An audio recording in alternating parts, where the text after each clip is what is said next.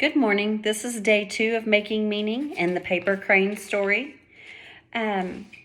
Today we are going to hear the story read aloud again, and we are going to refer to the story to support our thinking and discuss issues and the story's message, like what is the story trying to say. We're also going to make inferences.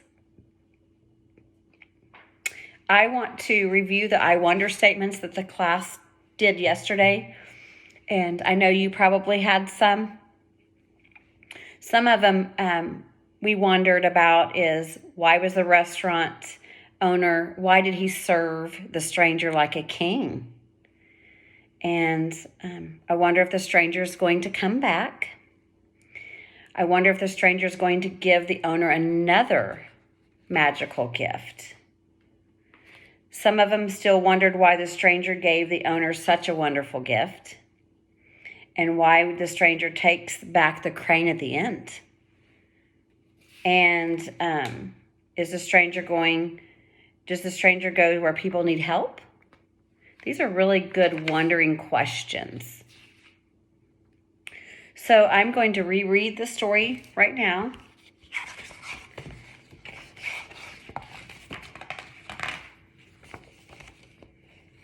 A man once owned a restaurant on a busy road. He loved to cook good food, and he loved to serve it. He worked from morning until night, and he was happy. But a new highway was built close by. Travelers drove straight from one place to another and no longer stopped at the restaurant. Many days went by when no guests came at all. The man became very poor. He had nothing to do but dust and polish the empty plates and tables. One evening, a stranger came into the restaurant.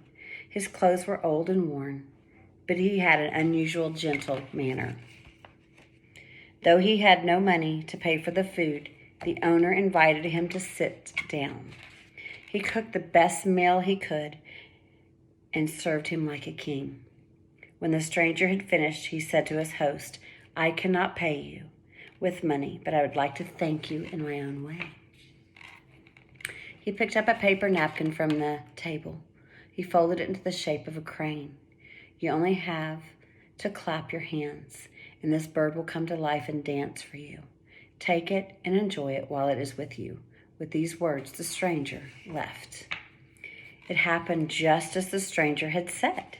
The owner had only to clap his hands, and the paper crane became a living bird, flew down to the floor, and danced. Soon, word of the dancing crane spread, and people came from far and near to see the magic bird perform. The owner was happy again, for his restaurant was always full of guests. He cooked and served and had company from morning until night. The weeks passed, and the months. One evening, a man came into the restaurant. His clothes were old and worn, but he had an unusual, gentle manner. The owner knew him at once and was overjoyed.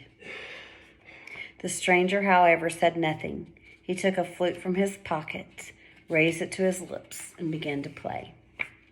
The crane flew down from its place on the shelf and danced as it had never danced before.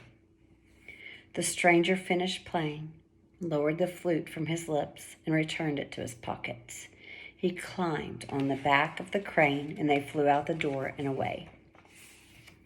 The restaurant still stands by the side of the road, and guests still come to eat the good food and hear the story of the gentle stranger and the magic crane made from a paper napkin.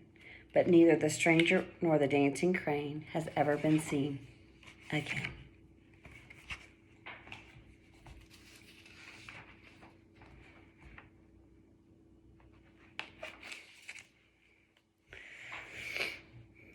Rereading is an important technique that readers use to think more deeply about a story.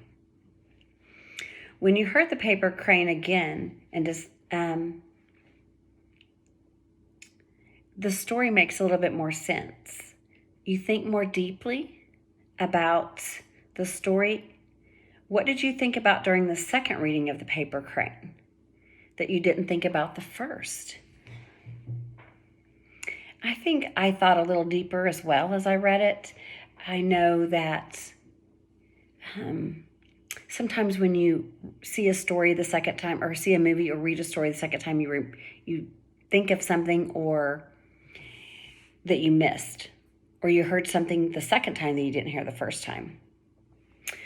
When he said they danced and then he flew away, I thought, since someone asked him the wondering question, I wonder if he helps people that need help. Well, that's kind of cool. Is he going to cause magic for somebody else? Is he going to create magic? When you're nice to people, good things happen. The restaurant owner gives the stranger food, even though the stranger doesn't have money to pay for it. And you can't tell what a person's like by the way they look. The stranger had old, worn clothes, but the restaurant owner served him food anyway. And even when you don't have a lot, you can still be generous.